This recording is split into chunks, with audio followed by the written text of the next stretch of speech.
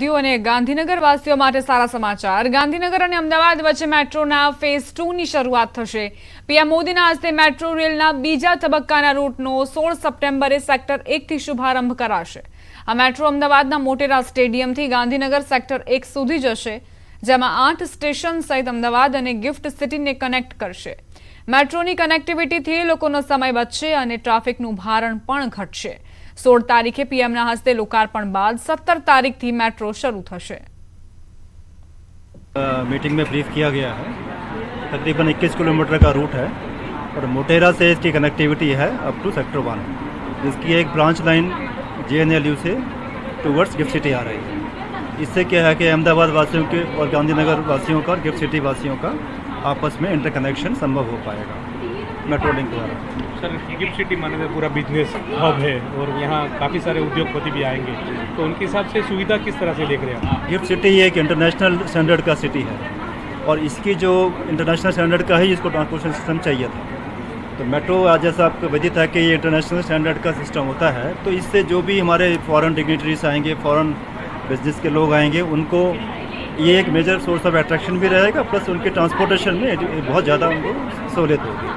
तो gift city थी sector 1 સુધીની મેટ્રો સવારી તમે જોઈ રહ્યા છો કે જેની શરૂઆત થઈ ચૂકી છે અને તે શરૂઆત પ્રધાનમંત્રી નરેન્દ્ર મોદી 16 તારીખે કરાવશે। આ મેટ્રોથી સીધા ગાંધીનગર ગિફ્ટ સિટીના દ્રશ્ય જોઈ રહ્યા છો કે વિવિધ સ્ટેશનો જે છે 8 જેટલા સ્ટેશનો પર આ મેટ્રો જે છે તે ઊભી રહેવાની છે। 35 રૂપિયા આ ભાડું મિનિમમ ભાડું જે છે તે ભરી અને લોકો મેટ્રોની મુસાફરી માણી શકશે। એટલે કે અગાઉ અમદાવાદની અંદર આ મેટ્રોની કનેક્ટિવિટી હતી, હવે અમદાવાદથી ગાંધીનગરની મેટ્રો મુસાફરી કરવી હવે દૂર નથી। એટલે કે વિવિધ સ્ટેશનો જે છે તે જોઈ રહ્યા છો કે સંપૂર્ણ આ રૂટ મેટ્રો મોટેરા સ્ટેડિયમથી લઈ અને ગાંધીનગરના મહાત્મા ગાંધી મંદિર સુધીનો રૂટ જે છે તેની શરૂઆત થઈ ચૂકી છે। આ પ્રકારનો આખો રૂટ જે છે તે આવનારા દિવસોની અંદર મુસાફરી જે છે તે કરી શકશે। આ બંને તરફથી તમે જોઈ રહ્યા છો કે આ ગિફ્ટ સિટી મુખ્ય સ્ટેશનથી લઈને સેક્ટર 1 સુધી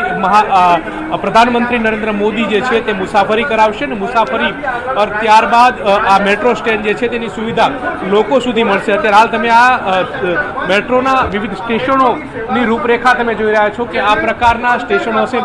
સેક્ટર 1નું સ્ટેશન છે, ઇન્ફોસિટી છે, ધોળાકુવા છે, રાંદેસર છે, રાયસણ છે, JNLU છે, મોટેરા સ્ટેડિયમ છે। એ જ રીતે ગિફ્ટ સિટીથી આ શરૂઆત થઈ છે, જે પીડીપીયુ બાદ JNLU, રાયસણ, રાંદેસણ, ધોળાકુવા, ઇન્ફોસિટી અને સેક્ટર 1 સુધીની મુસાફરી જે છે તે આવનારા દિવસોની મળશે ને નાગરિકોને હવે અમદાવાદથી ગાંધીનગરનું અંતર કે ગાંધીનગરનું અંતર કાપવું હોય તો જૂજ મિનિટોની અંદર કાપી શકશે। ટ્રાફિકનું ભારણ પણ નહીં રહે અને સીધી સુવિધા જે છે તે નાગરિકોને મુહૈયા થશે। કેમેરામેન હિરેન શાહ સાથે ગૌતમ શ્રીમાળી, ન્યૂઝ 18 ગુજરાતી, ગાંધીનગર। વડોદરાથી સમાચાર। સુઈધાગા નામની દુકાનમાં તસ્કરોએ હાથ સફાઈ કરી નાખી। પ્રોડક્ટિવ રોડ પર આવેલી સુઈધાગા નામની દુકાનમાં ગત મોડી રાત્રે ચોરીનો બનાવ બન્યો।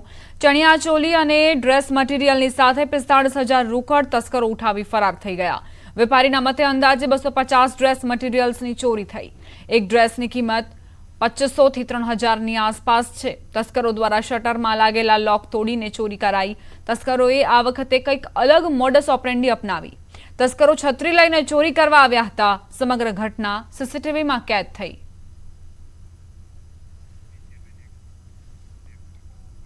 અમદાવાદમાં યુવતીને પ્રેમજાળમાં ફસાવીને દુષ્કર્મ આચરનાર નકલી આર્મી જવાનની ધરપકડ કરાઈ છે। યુવતીઓને લવ જેહાદમાં ફસાવીને દુષ્કર્મ આચર્યું હતું। હર્ષિત ચૌધરી નામથી મુસ્લિમ યુવકે યુવતીઓને ટાર્ગેટ કરતો હતો। આર્મી જવાન બનીને મોહમ્મદ જહબાઝ ખાને 31 યુવતીઓને ટાર્ગેટ કરી। જમાલપુરમાં રહેતા આરોપીએ ભારતની જુદી જુદી યુવતીને પ્રેમજાળમાં ફસાવી હતી। યુવતીઓને ટાર્ગેટ કરીને શારીરિક અને આર્થિક શોષણ કરતો હતો। આરોપી shaadi.com અને ડેટિંગ એપ મારફતે યુવતીઓનો સંપર્ક કરતો। બનાવટી પાન કાર્ડ અને આધાર કાર્ડના આધારે બેંક એકાઉન્ટ પણ ખોલાવ્યું હતું। અત્યાર સુધી આરોપીએ 50 લાખની છેતરપિંડી કરી હોવાનું સામે આવ્યું। આર્મીમાંથી થોડા સમય પહેલા તેને ટર્મિનેટ કરાયો હતો। અલીગઢની આર્મી ઓફિસરની દીકરીને પ્રેમજાળમાં ફસાવતા સમગ્ર મામલો ખુલ્યો હતો। આરોપી વિરુદ્ધ 5 થી વધુ ગુના નોંધાયેલા છે। અમદાવાદ રેલવે પોલીસે ગુનો નોંધી આરોપીની ધરપકડ કરી। जब आर्मी में था तब भी और आर्मी में से निकाला गया तब भी, उसके बाद कई सारी निर्दोष महिलाओं को अपने जाल में फंसाया। उन लोगों के साथ में इस तरह के वादे किए कि वो उनसे शादी करना चाहता है, उनके साथ में फाइनेंशियल और उनका फिजिकल एक्सप्लॉयटेशन किया और ऐसी लगभग 15 जितनी निर्दोष महिलाएं, जिसमें मोस्टली हिंदू महिलाएं हैं। અંબાજીમાં મેળાના સારવાર કેન્દ્રમાં દર્દીઓ મુશ્કેલીમાં મુકાયા। યાત્રાધામ અંબાજીમાં આજે મેળાનો ત્રીજો દિવસ છે। યાત્રિકોને શારીરિક કોઈ તકલીફ ન થાય તે માટે ચાચર ચોકમાં પ્રાથમિક સારવાર કેન્દ્ર ઊભું કરાયું છે। આ સારવાર કેન્દ્રમાં રોજના 1000 જેટલા દર્દીઓ સારવાર લઈ રહ્યા છે, પરંતુ આ સારવાર કેન્દ્રમાં સુવિધાનો અભાવ જોવા મળી રહ્યો છે। દર્દીઓની સંખ્યા વધતા સારવાર કેન્દ્રની જગ્યા સાંકડી પડી। ઘણી વખત દર્દીઓ વધી જતા ટેન્ટની બહાર પણ સારવાર આપવાની ફરજ પડે છે। દર્દીના સગાએ કહ્યું, સારવાર કેન્દ્રમાં એકમાત્ર પંખો હોવાથી દર્દીઓને મોટી હાલાકીનો સામનો કરવાનો વારો આવ્યો। દર્દીઓના સગા પંખાના અભાવે પૂંઠાથી હવા નાખતા નજરે પડ્યા। હોસ્પિટલમાં બેડની સંખ્યામાં પણ ઘટાડો થતા જ દર્દીઓને પારેવાર મુશ્કેલીનો સામનો કરવો પડી રહ્યો છે। દરેકને સારવાર પણ સારી મળે। અહીં એક જ પંખો છે આખા ટેન્ટની અંદર। જો કુલર અથવા તો કોઈક એસી, કોઈક વ્યવસ્થિત જગ્યા હોય જે બેહોશ અને ચક્કર આવીને પડી ગયેલા વ્યક્તિને જલ્દીથી એનું સોલ્યુશન થઈ શકે। અત્યારે લાભાર્થીઓની સંખ્યા, પદયાત્રીઓની સંખ્યા ખૂબ જ વધી ગઈ છે, એટલે અહીંયા અમારે બી પેશન્ટની સંખ્યા વધી ગઈ છે અને અમારે અહીંયા 2 જ બેડ છે। અત્યારે અમારી પાસે 2 બેડ છે। જો થોડા બેડ વધારે હોય તો અમે એમને થોડી વધારે સારવાર આપી શકીએ। અંબાજીના ભાદરવી પૂનમના મેળામાં મોટી સંખ્યામાં અવિરતપણે ભક્તો પગપાળા પહોંચી રહ્યા છે। ત્યારે પદયાત્રીઓ માટે મોબાઈલ ચાર્જિંગની સુવિધા માટે એક વિશેષ કેમ્પનું આયોજન યુવાનો દ્વારા કરાયું। ધાનેરાના હરિમિત્ર મંડળ દ્વારા પાલનપુર અંબાજી રોડ પર જલોત્રા પાસે મોબાઈલ ચાર્જિંગનો કેમ્પ છેલ્લા 8 વર્ષથી ચલાવવામાં આવે છે। આ કેમ્પમાં 25 કંપનીઓની અલગ અલગ પિન ધરાવતા ચાર્જરો લગાવવામાં આવ્યા છે। આ ચાર્જરોથી 24 કલાક ભક્તો પોતાના મોબાઈલ ચાર્જ કરી શકે છે।